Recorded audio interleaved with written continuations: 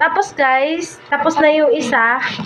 Tapos na natin to na unbox. Yan o, charger niya. Ilagay na lang natin dito yung charger niya. Parang patayin eh. Ano mo lang, i-minus mo lang. Hindi Hindi ko alam paano ko to inon. Hindi ko alam eh, basta bigla na lang siya gumano. Siguro idiin mo.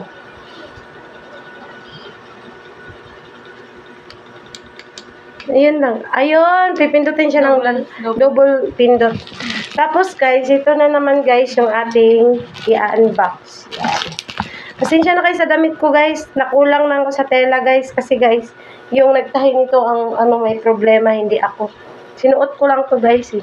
Tsaka ang init. Ang init talaga guys. Ayan, ito naman yung ating i-unbox. Tapos mag-DIY po kami guys. Nak, bigyan mo nga ako ng gunting nandun sa ibabaw ng ref.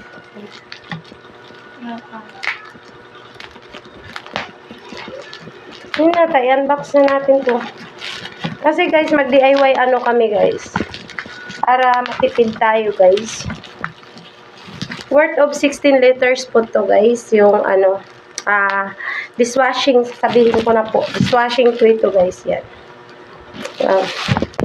Ano po siya ng 16 liters.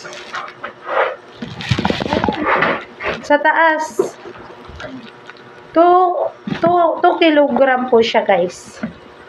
Yan, 2 kilogram.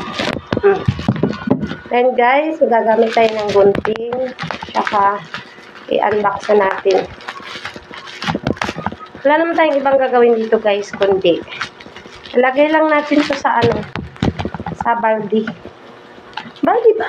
Hindi na. Ayoko sa baldi muna pala, no? Dishwashing liquid. Yes. Mag-DIY kami, guys, ng ganito, guys. Lemon siya, guys, kasi gusto ko ng lemon kasi mabango. Yan. Lemon. Lemon. Yan, guys, ang Ginibeb! Kuha ka ng tubig sa balde. DIY na namin, guys, ito. Tapos, hintayin lang natin to na siguro mga 1 week. Ayan, guys. Ayan na siya, guys. I-DIY natin. Siksik, lig-lig. Ayan, guys. Dami natin basura. Ayan, guys. O, tingnan nyo, guys. Hala! Sabi niya, 14 lit.